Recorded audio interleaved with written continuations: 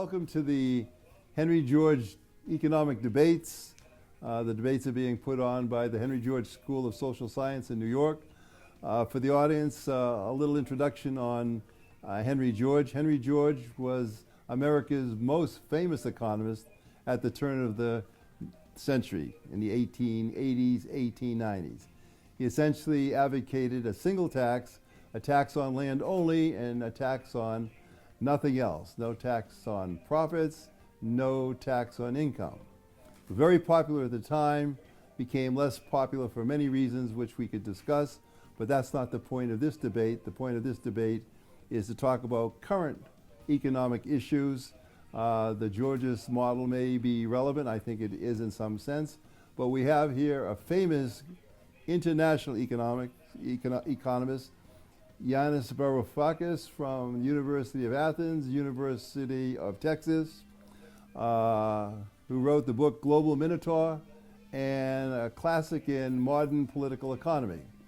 Well versed in discussing the global issues that pertain to global problems of the current time.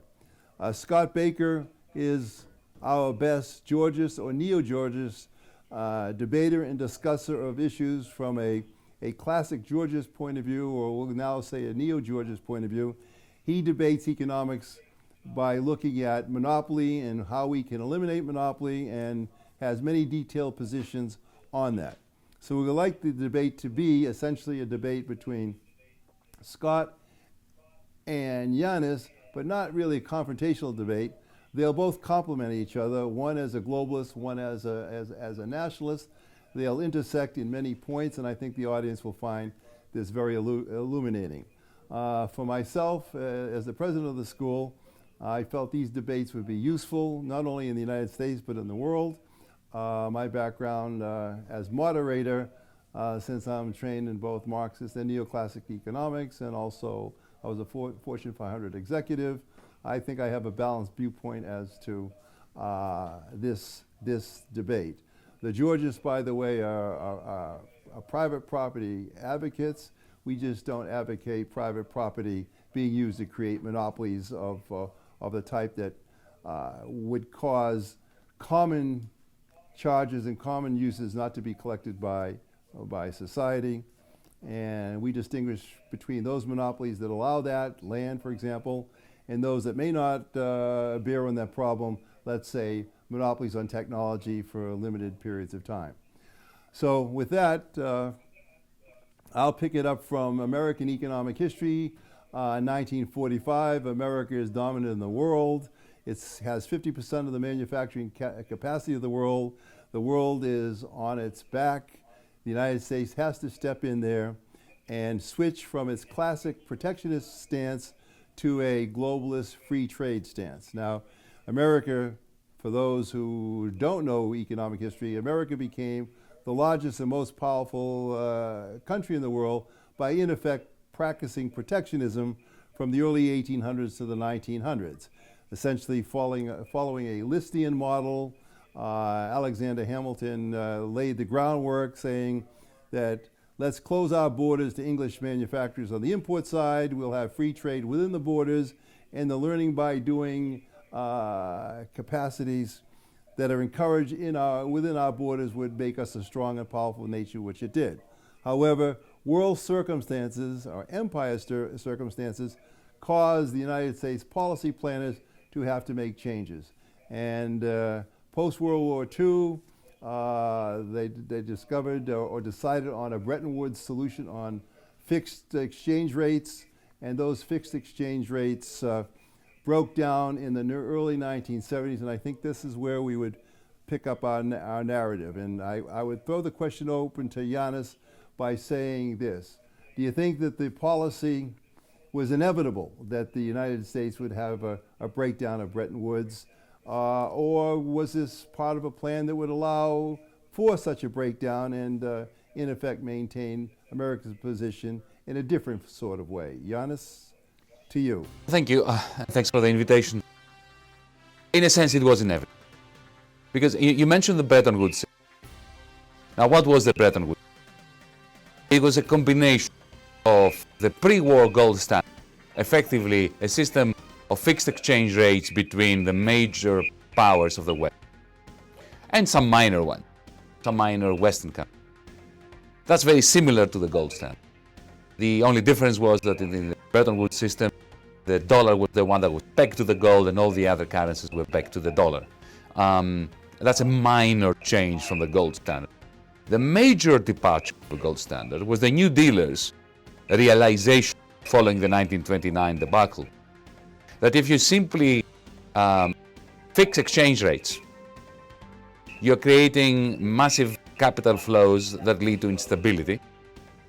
So what you need to do is you need to regulate for capital flows, and primarily you need to recycle surpluses to make sure that the surpluses, possibly because of monopoly power, possibly because of excess capacity, of uneven development, that are created in the surplus regions of that global economic system, are recycled to the deficit region so as to maintain the demand for the surpluses of the surplus region. And that audacious global recycling mechanism was effectively administered by Washington. And what were the surpluses that were being recycled? They were the surpluses of the United States of America. Between 1950 and 1965, let's say, almost 70% of American profits and surpluses were recycled primarily to Western Europe, the Marshall Plan being just one example, and to Japan. And Washington was very carefully and jealously maintaining the aggregate demand that was allowing American factories to keep producing by recycling the surpluses of America to these two major regions in Asia and in Europe. Now that system is the system that collapsed in 1971. And why did it collapse? It's very simple. Because by the late 1960s, the American surpluses had turned into deficit. And you can't recycle surpluses if you no longer have them. So there was a discontinuity. Washington is admirable in the sense of recognizing when the writing is on the wall. And President Nixon on the 15th of August 1971 said, well, no more surpluses, no more recycling, the Bretton Woods system is over. And now we have a brave new world that effectively turns the whole post-war phase between the 1940s and 1971 on its head. We have a new era in which financialization grew, and the rest is history, as they say. Let me ask you this, Yanis. Let me interject there. Why, after the United States had primed the pump for, let's say, Europe and Japan, why did the United States allow those countries to export, to build up? Why wouldn't they have encouraged an internal buildup of demand by increasing consumption in those areas and, in effect, balance the U.S. economy? So, in effect, you might have had balanced economies all throughout the world with minor trading necessary for raw materials and so forth. Why did the United States have to, in effect, allow the imports to come into the United States? Why couldn't they have just said, no, we'll have some semblance of autarky between the world so that we don't need to build up these surpluses? Why didn't they nip that in the bud back in the 70s and 80s? Two reasons. The first one was Japan in its relation with China. In the 1940s, 44, 45, 46, policymakers in Washington were particularly worried about the fact that the dollar was the only convertible currency, except for the Swiss franc, which is too small to worry about. So effectively the world trade, Western capitalism, was based on one pillar, the dollar. They had experienced, these people, what happened in 1929.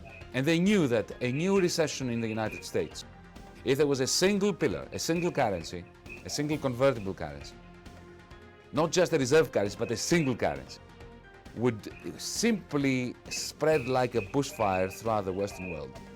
And the recession would be amplified and would travel very fast and very wide and very deeply throughout the Western world at a time when the Soviet Union was rising. in both influence and economic power. Remember, in the 50s, the Soviet Union was considered to be a success, however strange this may seem now. So they wanted two additional currencies to play the role of stabilizers, to be two additional pillars that support the main pillar of the dollar. And they selected, quite clear that they did that, they selected the yen and the Deutschmark to be those currencies. Now, for those currencies to become sufficiently strong in order to be able to reinforce the main dollar pillar of the Bretton Woods system, they needed powerful industrial sectors in which to be founded. Now, the problem with powerful industrial sectors, as you know, as we all know, is that they have a tendency to overcapacity, to produce more goodies than the local economies can absorb. So the German economy very soon started producing more cars, more steel, more electronics than the German economy could absorb, similarly with Japan.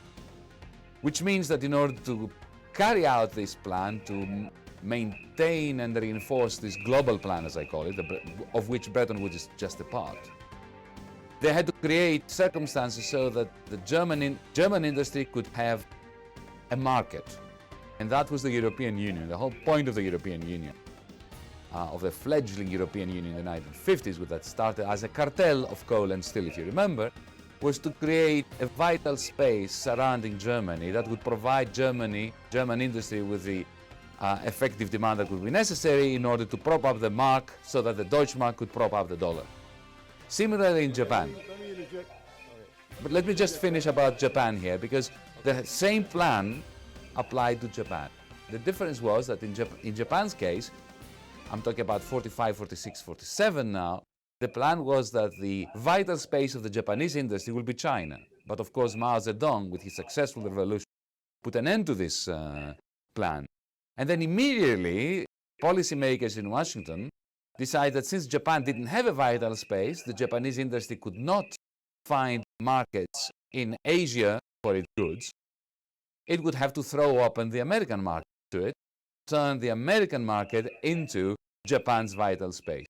And very soon after, this propping up of the German and industrial sectors created productivity growth in Germany and Japan that ended up being to the detriment of the competitiveness of American industry. And the second reason, which is going to be very quick, that was the first reason. The second reason was American companies were globalized. And when they globalize, they want to have free trade. So when Ford starts building components and cars in Europe and in Asia, it doesn't like the idea of autarky within the United States. Very simple. That's clear as to what they did, but let's assume that the Morgenthau plan for Germany was carried out where you didn't allow Germany to remanufacture. What would have happened, in your opinion, to Europe if Germany wasn't allowed to pick up its manufacturing? Why would the Americans have voted not to carry out the Morgenthau plan, which was essentially to keep Germany as an agricultural country and not as a troublemaking, expanding manufacturing country? Europe would have fallen to the Soviet Union. It's very simple. Don't forget, from the perspective of 1945, the Communist Party in France had 35% support, 60% support in Greece, 60, more than 45% support in Italy, if not more than 50%. Germany itself had a very strong social democratic movement that was very radical and quasi-Marxist at the time. And besides that, this is the geopolitical question. American factories were operating at full capacity in 1945 using munition, aircraft carrier, aeroplane. And the great worry in Washington was what happens when they switch into civilian production, starting producing refrigerators and washing machines and automobiles, as they did, but there is not sufficient demand within the United States market for those goods. They realized or thought that it was absolutely imperative to export American product to Europe. But to export American products to Europe, they had to dollarize Europe. And to dollarize Europe in a way that would be sustainable, they would have to have a manufacturing sector in Germany. Because Britain was going under. In 1946, the pound sterling lost its convertibility. It was on a terminal decline. The United Kingdom government was annoying the United States immensely, as was the French government and the Dutch government, for wanting to reconstitute their empire in India, in Indonesia, and in Indochina in the case of France. And Germany, having been defeated and being occupied, with many tens of thousands, hundreds of thousands of American soldiers still there, was the ideal pillar that would support, both industrially and monetarily, the United States global plan. That could not be achieved through autarky. But you realize, of course, that ultimately the American working and middle class would suffer in terms of lost job opportunities and so forth. How would the American policy planners reconcile that and have the internal, let's say, contract that Americans came to expect abrogated for purposes of geopolitical gain and strategic gain around the world? How would they have addressed that problem, or did they just avoid that problem and assume that it was just part of market forces that created that, and just leave it at that? Of course, history does not concur with what you said. The 1950s and 1960s was a period, a golden century for American middle class. There was indeed no conflict between support of Germany and Japan and the creation of this global system and the interests and well-being, the welfare of the vast majority of Americans. The system actually worked very well. I think its downfall was due to two things. Firstly, it fell a victim of its own success, because success allowed the American administration, especially in the 1960s, to imagine that it was there to stay and to abuse the exorbitant privilege of the United States to print dollars in order to support two things. Firstly and primarily, the Vietnam War. And secondly, the Great Society program, which, however wonderful it was, and I'm speaking to you from the LBJ school, obviously I have a great deal of appreciation for the Great Society program, but nevertheless, it, in conjunction with the immense expenditure on the Vietnam War, it simply undermined the monetary stability of that global plan that the Americans so audaciously and brilliantly put together after the Second World War. And the whole thing came crashing down once Europeans and others started challenging the peg between the US dollar and gold. again, just to comment on that subject, one of the keys in the health of a country would be the health of its manufacturing, and manufacturing has to be looked at as a well-balanced set of industries that are interrelated and from low to high transfer learning by doing in technology within the base. And that was kind of the basis of the American development for the preceding 100 years. By outsourcing, let's say, or the fact that you allowed the two dominant countries in Asia and in Europe to start manufacturing, and in effect we started outsourcing, we lost some of our competitive edge, at least in the middle and lower ends of manufacturing. And I suppose the planners felt that we would retain enough of the high-tech edge, and because of our dollar strength and the privilege of the dollar, we could certainly subcontract and buy anything we needed. Of course, the problem would be unemployment in the United States would rise, And once Germany and Japan reached the same levels of development we did, their unemployment would rise. But yet, Japanese and German unemployment did not really rise, but ours did, and it's created, to this day, increasing social pressure. Do you consider that's a fair trade-off, or that American planners would have considered that a fair trade-off for the privileges of empire? Let's be historically accurate here. In the 1950s and 60s, unemployment in the United States did not rise significantly. Unemployment was not a problem. And also in the 1960s, you had a massive diminution, a massive reduction in poverty level, which has to count as a major success story, right? The problem was that the United States, unlike Germany and unlike Japan in particular, did not have an industrial policy. So I agree with you on this. The industrial policy in the United States, even to this day, is effectively the military-industrial complex, which is a major industrial policy, right? It's not insignificant. I mean, all the advances in the electronics sector, in IT technologies and so on, came from that. So they are not to be scoffed at. But the problem in the United States was that there was this bifurcation.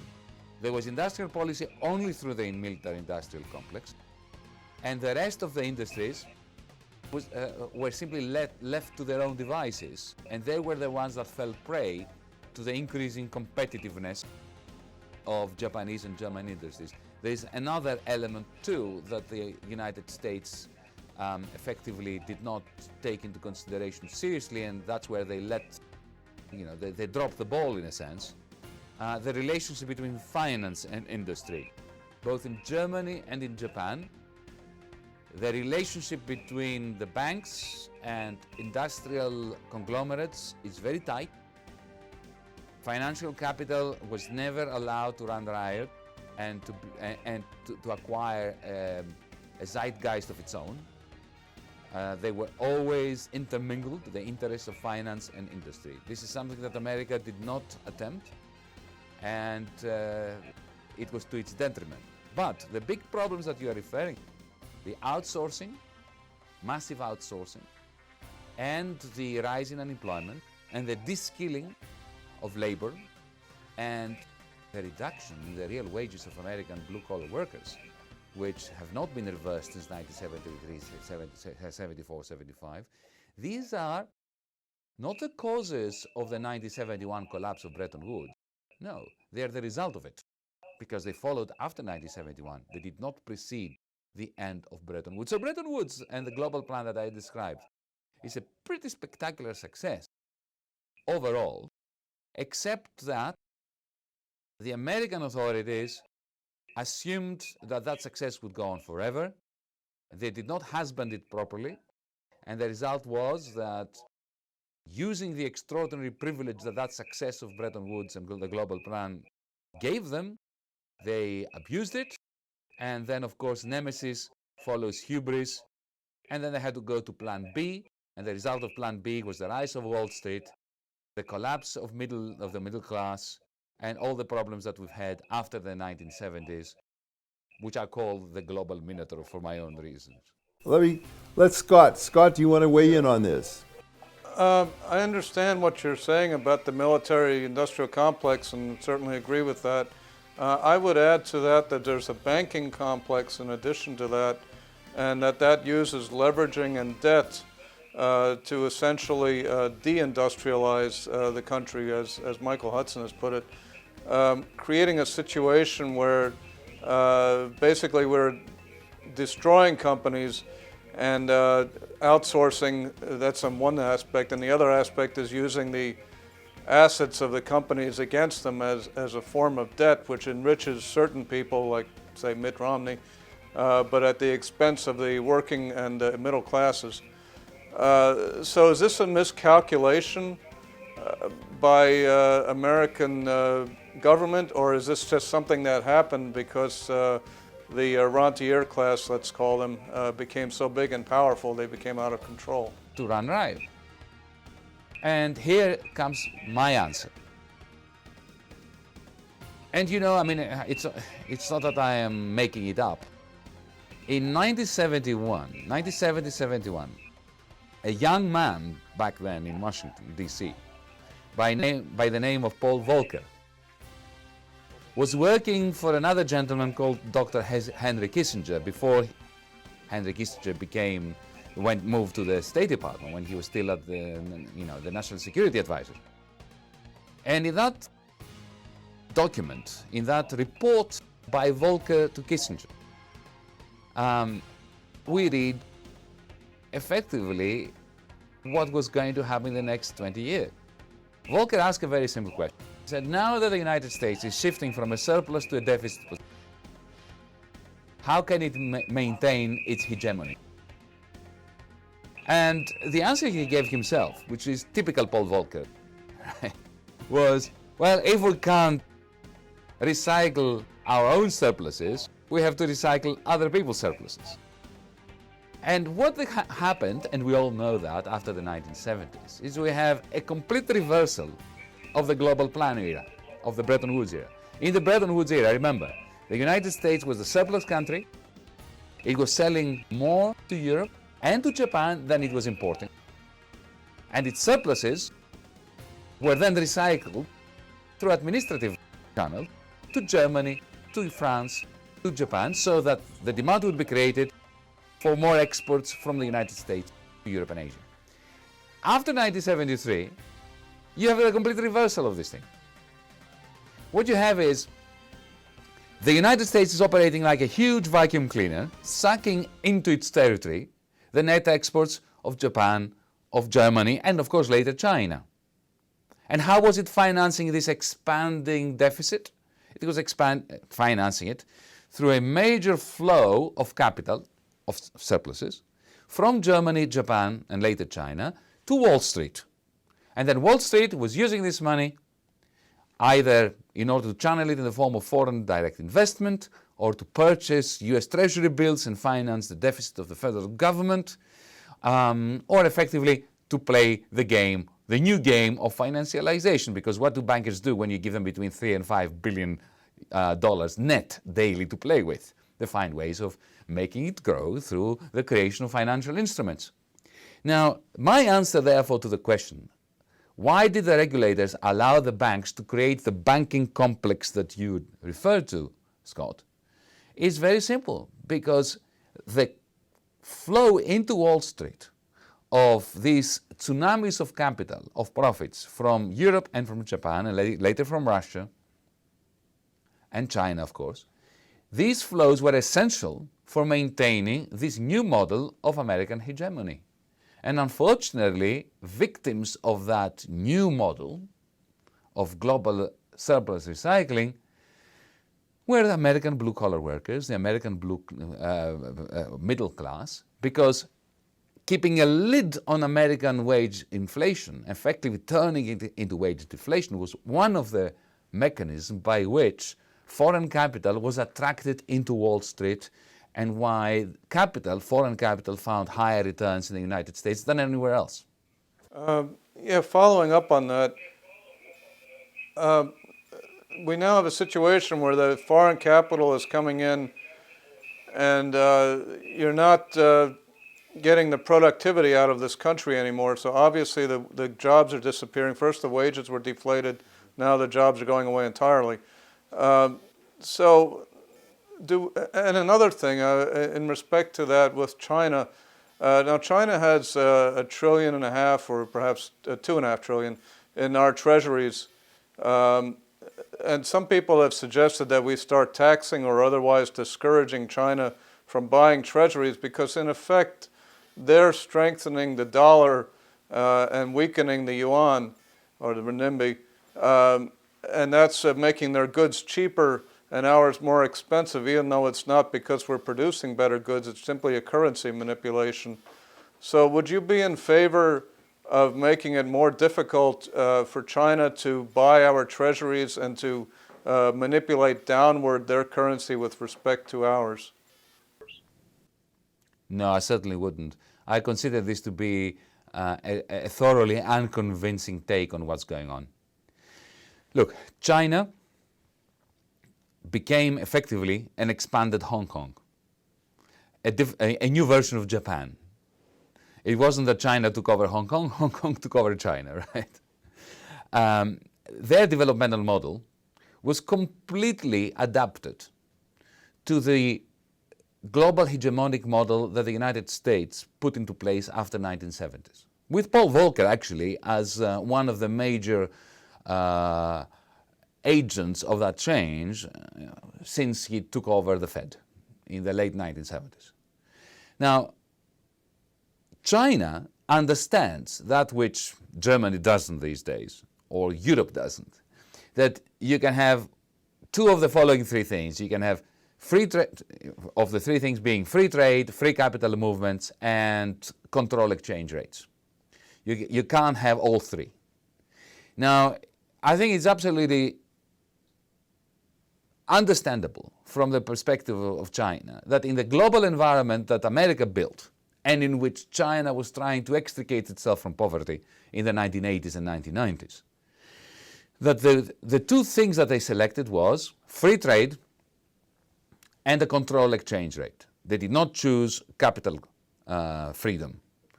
And that was quite right. Now, when the United States of America, as Paul Volcker advocated back in 1970, 71, decided to build the strength of its own elites, not of its own middle class, but of its own elites, of the Mitt Romneys of the world. Not average Jack working in declining manufacturing in middle America, but Mitt Romney. The moment that they decided to impose that model upon the world, China had no alternative than to do what it did.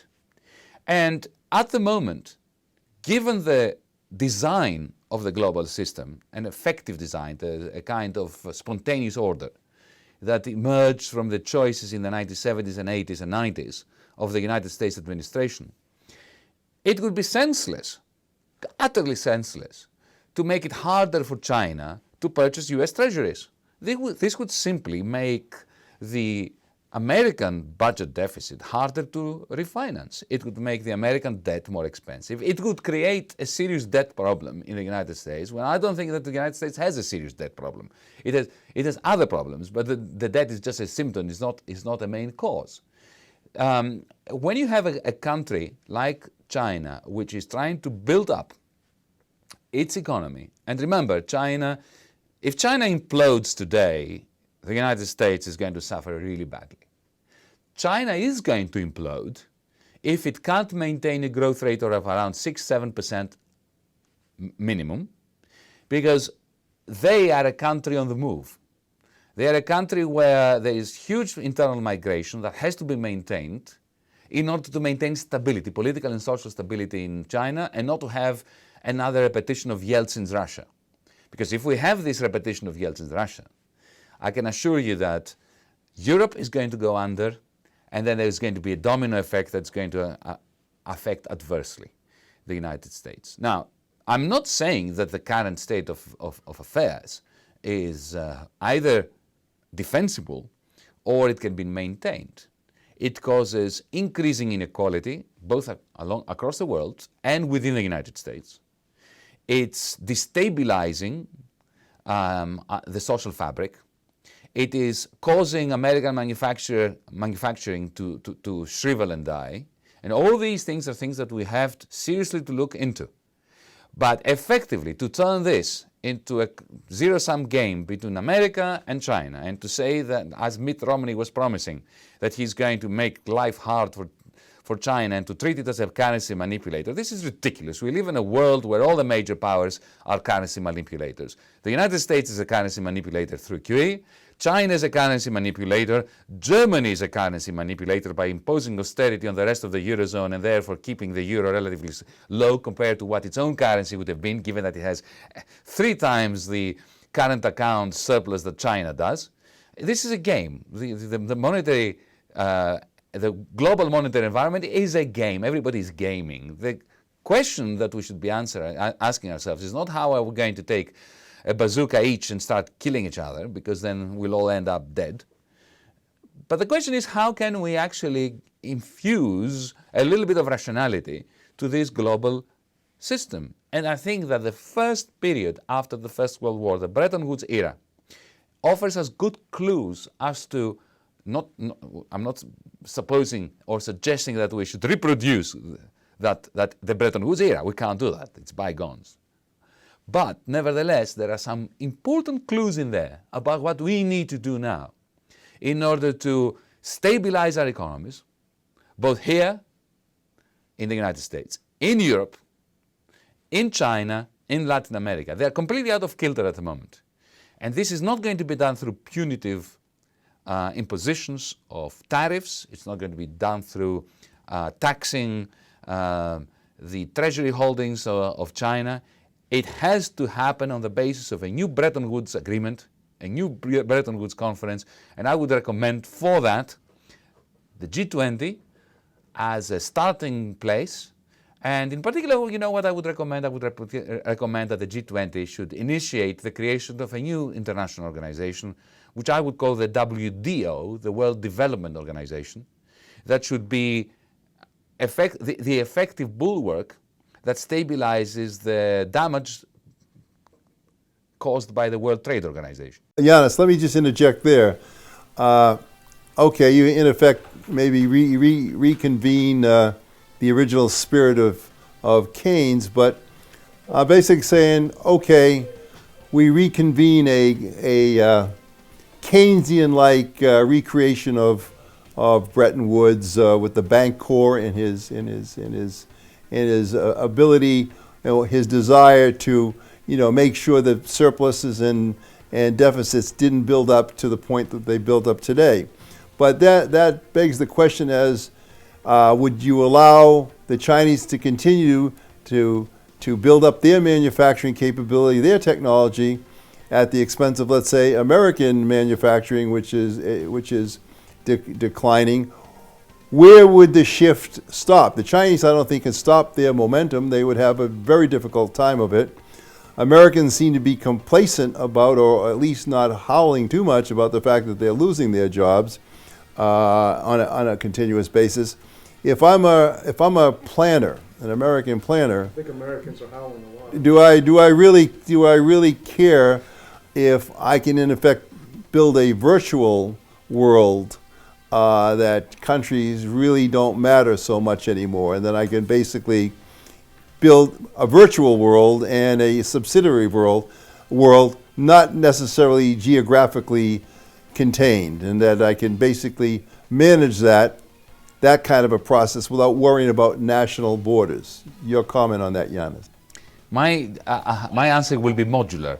Let me say that firstly, personally, I disdain national borders. I think they are a scar on the planet's face. But besides that, where I think we will agree is that at the same time I think that national governments have a duty to their people. And in the United States, as well as in other countries, our governments have dropped the ball there. They have neglected their duty to the common folk, and they have been utterly and cynically been hijacked by by what I call, not so much by the military-industrial complex anymore, but by the bankrupted banks after the collapse of 2008. So the answer is surely not to blockade ourselves behind national borders and to imagine that the growth and development of China is a threat to the growth and development of American manufacturing. At the moment, this is what is happening. At the moment, when Apple or Ford or General Motors builds a factory in China, or transfers technology there, or subcontracts jobs there, there is a loss here in the United States. But this is because we live in a world whose blueprint is quite devilish. There would be, you ask your question by saying, well, what if we were to convene a World Development Organization modeled along the lines of the International Clearing Union that Keynes had suggested in the Bretton Woods conference, but which was rejected by the American side? Well, if we manage to do that, and I think we can, I think that technically speaking, not politically, but technically it's not difficult to do. That would mean that if China maintained a surplus vis-à-vis the United States while it was growing, its economy would be penalized through this international clearing union. And similarly, countries with a deficit would be penalized. So there would be automatic stabilizers that would then create the circumstances so that the manufacturing development or development manufacturing capacities in China would not clash with the interests of American manufacturing. And they could become symbiotic, and they could have synergies. And, the creation of a new manufacturing technology in China would be rather synergetic with better technologies here in the United States, especially as technology is moving ahead to a new phase with 3D printing, which for me, what I share with the Georgists is a disdain for oligopoly and monopoly power. This, and for corporate power, for that matter. This augurs quite well because it promises to effectively render corporate monopoly power obsolete. But it is not going to happen surreptitiously, it's not going to happen automatically, and it will not contribute to a better life for the average citizen both in the United States and in China until and unless there is macroeconomic global coordination. By that I don't mean a global government. I don't mean more authoritarianism. I don't mean greater losses of national sovereignty. All I'm talking about is a way of combining the great importance of trade with the great importance of keeping capital flows under control. Because there is a very great error that most libertarians make to assume that free trade also means free capital movement, and that it is the same thing to ship components from or physical products from China to America as it is to press a button in the in some New York bank and transfer billions of dollars to a Chinese bank. These are not the same things.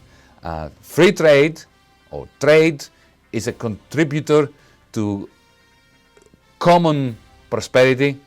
Free capital flows is a greater source, a huge source of destabilization. Yanis, what do you think the chances are of reconvening a new Bretton Woods type conference? And I'll tell you why I asked that question. If I'm in the banking industry, I'm in the brokerage industry, I'm in the finance industry, I really don't care to change anything. I mean, essentially, I can take the money and run and worry about the aftermath, in some faraway place. Why? I've got a lot of power. I'm doing good. Come to Manhattan. You'll see how good it is. Why would I care if I'm a guy in Manhattan and Wall Street? Why would I care about anything changing? Your comments. Not only will you not care, but you will use every power at your disposal to end such talk of a new Bretton Woods or any kind of global coordination along rational economic lines.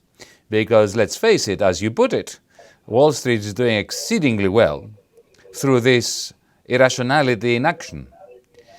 So the answer to your question, how likely is it, is that it's not very likely, and that's why I remain pessimistic. But our job, Marshall and Scott, is to break down the facade of TINA, the ideology that there is no alternative. What we are in the business of doing, both you in the Henry George School and I in the various realms in which I move, is to show that there are alternatives. There are rational alternatives, that there are obvious alternatives that a good society can and should embrace.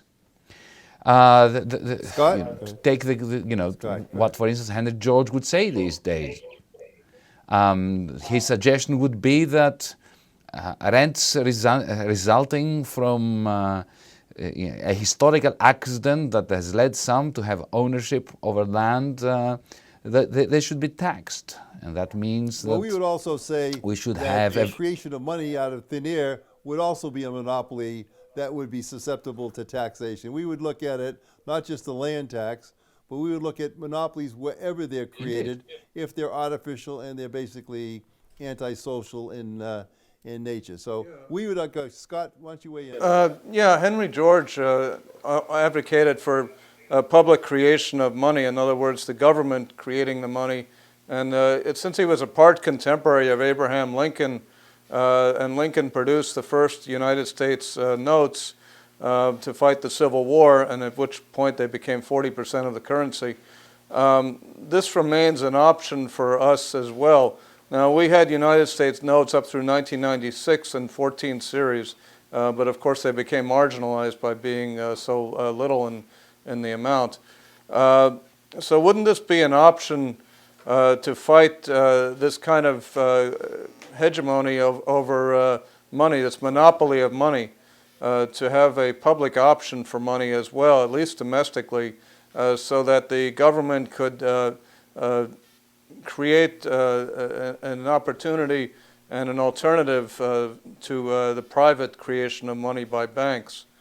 And wouldn't that be a way to get people back to work and to create the jobs in this country that are not being created by the private sector, which seems to want to speculate and to do currency manipulation and so forth instead? Scott, I have no doubt that if Henry George was alive today, he would be fighting the battle for not just regulating Wall Street, but effectively nationalizing it, or rendering it, so different to what it is today that it would become a servant of the economy, not the major scourge of the economy that it now is. Look, take an example. I mean, we mentioned before, and you mentioned before, Henry George's penchant for taxing monopoly profits and rents, to be more precise. Look at the price of aluminium today. Aluminium is a commodity, is a metal that goes into almost everything, from space rockets to cell phones. Now, we know that there is a bubble in that market, and we know why it is there. We know because that Goldman Sachs and other major financial institutions have directly purchased warehouses where aluminium is being stored, and they're on purpose reducing the outflow rate from those warehouses to companies that have actually paid for the aluminium, and the only reason why they've slowed down the pace at which aluminium is moving out of their warehouses is in order to inflate its price. Now, it is impossible to be a Georgian these days and not to do something about Goldman Sachs. So we have a major battle in our hands, because now, you see, in 1991, communism collapsed. In 2008, capitalism collapsed. We no longer live in a Darwinian kind of market-driven world in which we have the survival of the fittest, however ugly that might be. We have a situation now, after 2008, where the greatest capacity to extract rents goes to the most bankrupt of banks. The more bankrupt they are, the greater their capacity to mobilize the rest of society on their behalf so that they can enhance their rent-seeking behavior and operate like a scourge on the planet. And, fighting this fight means that you are turning against, very powerful enemies whose power, however, and this is a great irony of our time, is growing the more bankrupt and the greater their failure at their own game. We live in a very irrational world. This is why I advocate, along with Henry George and other monetary reformists, that we break up the monopoly of money creation itself, and that way the politicians are not going to be bribed by money because they have their own supply. Because it seems that politicians are very cheap in the world of finance that these bankers operate. To buy off Congress is a very modest investment from their point of view. I agree, and Scott, they'll continue to do it, and there's no reason, as Andy says, why they wouldn't. But the only way to break that, I believe, is to break the monopoly on money as well as the monopoly on land, and land in the expansive sense of meaning all resources. I agree. So if we don't take this monopoly power away from the financiers and the rentiers, what hope is there for the actual productive class to have any sort of parity in this society. Spot on. I agree. I agree entirely. But there's one danger in this narrative. Not that I disagree with you, but we have to be very careful how we hone it. Because today, there is, as we all know, there is a Tea Party libertarian argument against the monopoly of money, against the Federal Reserve, against fiat currencies, in favor of a Hayekian blueprint of privatizing money and effectively allowing private banks to issue their own currencies. Now, this libertarian pipe dream, which of course is never going to come to fruition, is a political bulwark against the agenda that you just outlined. So we must be very clear about this. It is not, the problem is not that we have state fiat money. The problem is that we have a federal system, a Federal Reserve System in the United States, a European Central Bank in Europe, which is in the pockets of the private financiers. And the task is not to undo the state's control of money. The point is to strengthen it, but to make the state utilize its control of money on behalf of manufacturers, on behalf of creative people, on behalf of all those whose lives are wrecked as we speak by the rent-seeking behavior of the financiers that control, through the revolving door strategy, the regulators. So when you talk about having an international system and saying that national borders are a curse, I guess, or what was the term used, that they should not exist. If we get rid of national borders from the financial sense, but we still have them in the political sense, then the bankers will basically be unanswerable to anybody, which it seems like they are already. And maybe the bank, BIS, of Bank of International Settlements, will be the chief banker of the world. But I think that would make things even worse. What's your opinion on that? I want borders between banking systems. I don't want borders between peoples. It is perfectly possible to throw open the Mexican-United States border for Europe to allow immigrants to come in rather than to be dying in awful little boats off the coast of Lampedusa in Italy, to have free trade of goods that are manufactured here and there and everywhere, while at the same time our financial sectors are prevented from free-flowing capital movements from one financial sector to another. Effectively, I'm calling for a reversal of the present. At the moment, you have freedom of movement for money and no freedom of movement either for people or for goods. I'd like to see this reversed. Well, I think I agree with you. There should be free-flowing movement of labor and goods. The problem is, well, we'll take Mexico and the United States since you brought it up. Now, under NAFTA, what has happened is that our manufacturing has gone south to Mexico, providing some low-level jobs for them, but not really providing more power or an economic base. Instead, our subsidized agriculture sector has taken over and replaced their farming sector, and basically we ship them cheap food and destroy their agriculture sector in Mexico, and they manufacture cars more cheaply and destroy our manufacturing base in the United States. So it's almost a lose-lose situation, with the only winners being the stock grant corporate suite, including the CEOs who are paid out of rising stock prices based on profits and not production, really, based on rising stock prices. So how do we end this downward spiral where everybody loses except the elite 1%? Let me give you a couple of examples. You pull down the US-Mexican border. Secondly, you allow Mexico to introduce controls over Monsanto's practices in Mexican agriculture.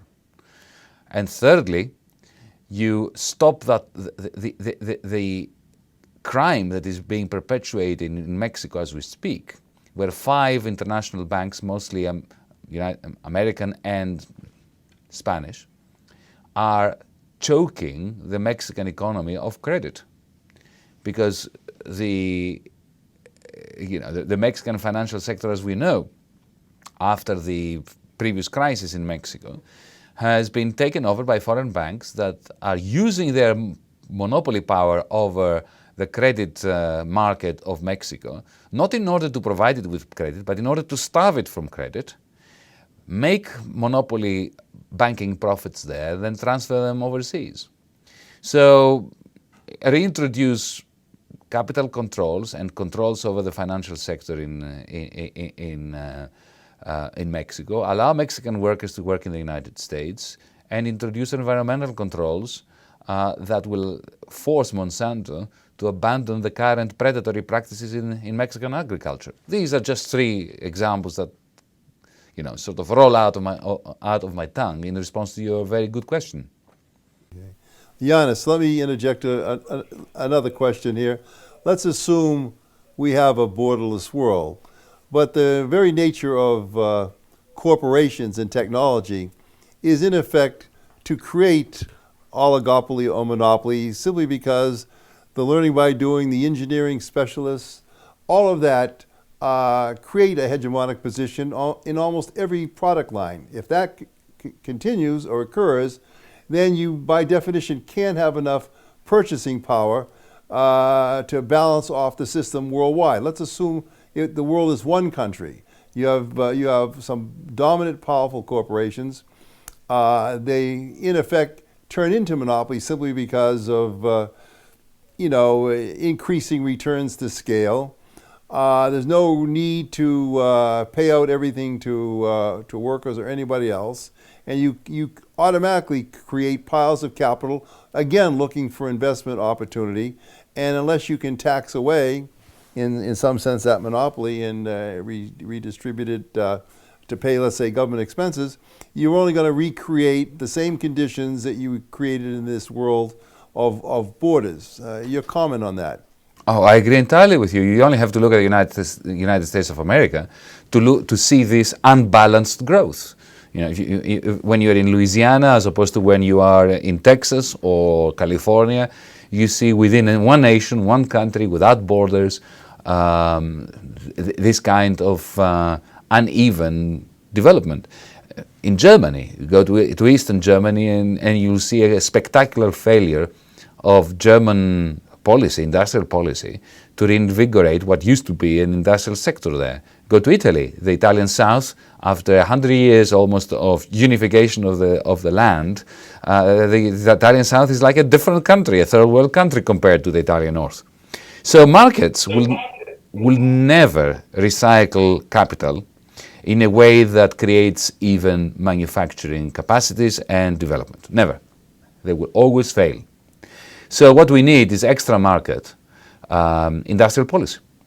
And if we need it in Italy, if we need it in the United States, we need it across the world. The original idea behind the World Bank was to plug this gap. Unfortunately, the World Bank has been operating as an agent of underdevelopment in the countries that should be developing. But that doesn't mean that we couldn't do it differently and better. Already we have evidence in Brazil from development banks there, state-controlled development banks, that surplus recycling directed towards investment production can make an important difference. We need to take these lessons and apply them in the United States and across the world. But we have to do it in a way that is looking at the general good, because we live in it's a very small planet, and we should think of the interests of all of us as utterly interwoven. One other question, I think we'll kind of close this discussion. One major question, I think, would be energy or oil, the oil situation. I mean, if you look at industrial statistics at the inception of the Industrial Revolution, let's say around 1750, and you plotted the growth of all economies in the aggregate, let's say using a GNP number, and you put against that number the increase in use of carbon energy, you'd find almost a perfect correlation between production, GNP, and carbon fuel usage.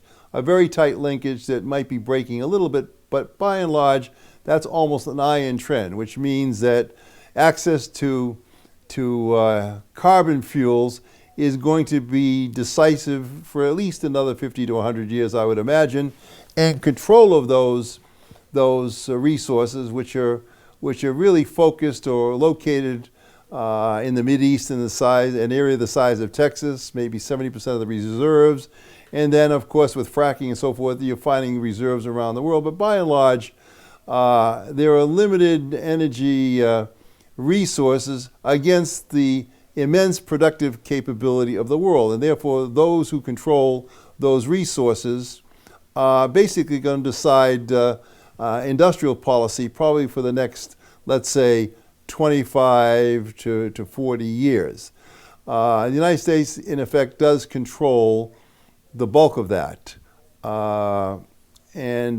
When China and Asia, for example, really gear up and muscle up in terms of energy needs, how do you see that playing out? I mean, that's, to me, possibly the most decisive decision point that we're going to have, and it may trump all the other issues of reconvening a new Bretton Woods and things of that nature. Any comments on that? And we'll close the discussion with your comments on the energy policy and the implications from a geopolitical point of view and from the aspirations of, let's say, Asia coming on strong. There are two issues here that are utterly interwoven. There's the question of global warming and the damage that we're inflicting upon our poor planet. And there's the question of the geopolitics and the way in which scarcity and differential productivity in the energy sector is feeding into rent-seeking behavior in the way that Ricardo and Henry George understood very well. From the planetary point of view, from the environmental point of view, we are behaving like a virus on the planet. And a very stupid virus at that, because we're going to kill the host on which we are parasitic. On the question of the economics of it all, I find that the impact of the particular form of rent-seeking behavior that we have now from the various oil companies and the aspiring players in this market are destabilizing a very fragile and unstable global economy. But I think that from the perspective of the next 50 years or so, one of the major problems we have is that our technology has not caught up. Our technology in terms of energy, the energy sector, has not caught up with our technology in IT, in 3D printing, in all the other realms of manufacturing in particular.